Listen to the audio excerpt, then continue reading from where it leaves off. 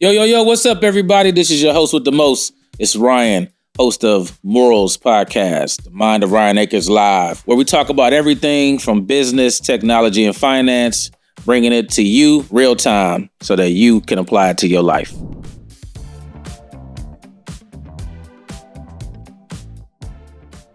My first entrepreneur effort. I started a tax office in 2009 officially, and financial literacy was not something that I took serious. You just think that you're going to start something to make some money. I quickly realized that you have to learn the importance of budgeting, time management, proper marketing. Like, these are things that nobody taught me. So I learned it on the fly, and then kind of bringing it together as far as spending properly, because I made a bunch of money and I blew it really quick, right? So after the first year, I realized I didn't have as much money as I made at the end of the year. That was a problem going back into tax season, because I was realizing I made a bunch of money, but I didn't keep a bunch of money. So that's the first I realized, and woke me up to financial literacy, how important it was.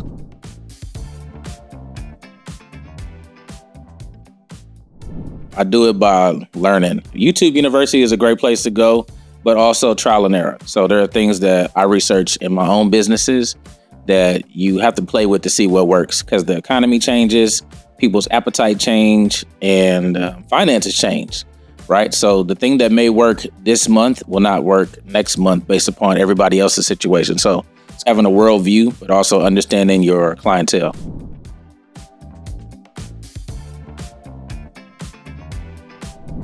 First, the big B word, budget. Right? You gotta understand your budget. Second, make a plan. Write out what you make. Write out what your actual expenses are. And then it'll be a little bit easier for you to budget, but you also need to write out your priorities versus your fun, right? You have to make sure that you prioritize what it is that you're gonna be spending your money on first, so that you take care of your responsibilities.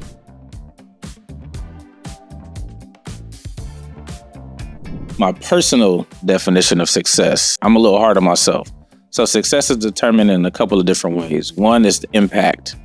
Am I really being impactful? Are people becoming inspired, empowered by the information that they're getting? Then also actually what resonates with self. So I'm not going to speak on something that I don't even have a belief in myself, because I think it comes off. People can tell if you're phony. So try to make a standard living principle to be the realest version of myself that I can be.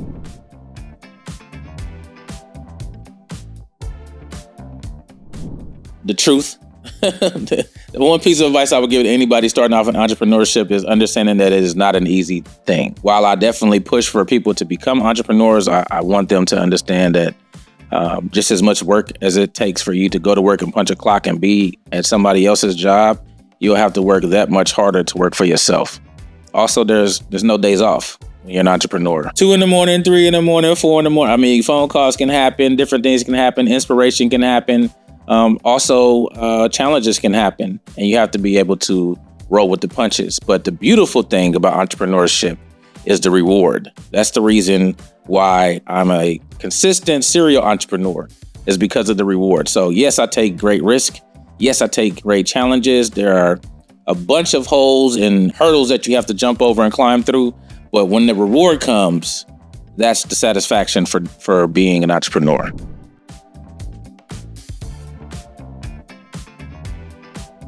The Financial Miracle is the name of the book. I forgot the exact title, but it was given to me once I got into the financial services field by a mentor of mine who's no longer with us. He's passed. This is Dominique Moore. Man, that book kind of woke me up. And then the 48 Laws of Power, for multiple reasons, understanding your mindsets and understanding how to play different positions. And then also my own book, right? The Powerful Entrepreneur. Go get it. It's all about a mindset. And I was blessed to have a couple of great mentors growing up who were able to instill that into myself and my mental. And then also going to the military is just one of those things that you kind of learn. You got to be tough mentally before you can be strong, outwardly. So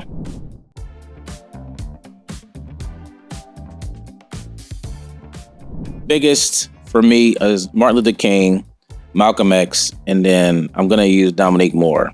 And all three of these brothers are no longer with us, but all three paved fire roads in my life Martin Luther King was a person that was very well spoken, and everybody knows, hey, I had a dream, right?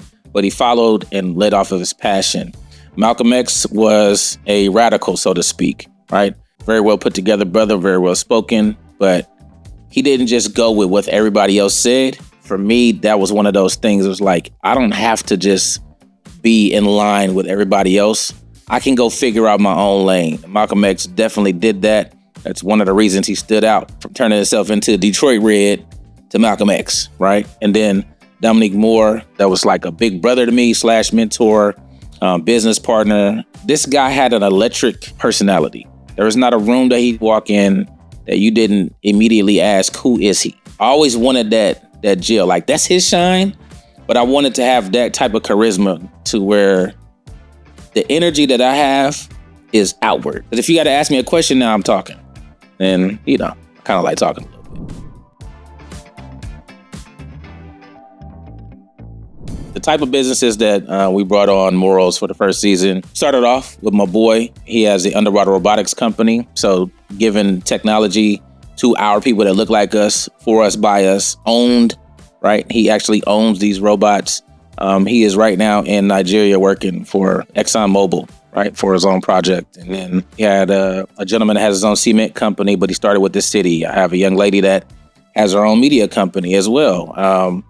I had another young lady who has a wine and also a impactful empowerment movement called Woke Money out here. And that's a movement to help inspire and bring back financial literacy, actually, and just resources to the community as a whole. One of my boys, who is actually an artist, who was previously incarcerated for 15 years, and his artwork is actually something that he's gotten national recognition.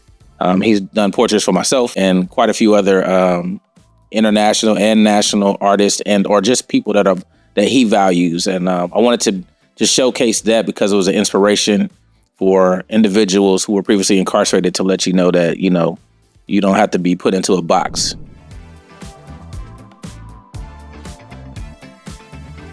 Just dealing with people, right? Ultimately, you want to have a cool demeanor sometimes, right? But things happen. We're all human. You unexpectedly have to put yourself in a better position or a better light, even if there's a scenario that takes place that you don't necessarily like, because it shows on camera. Right, so got to be able to deal with that.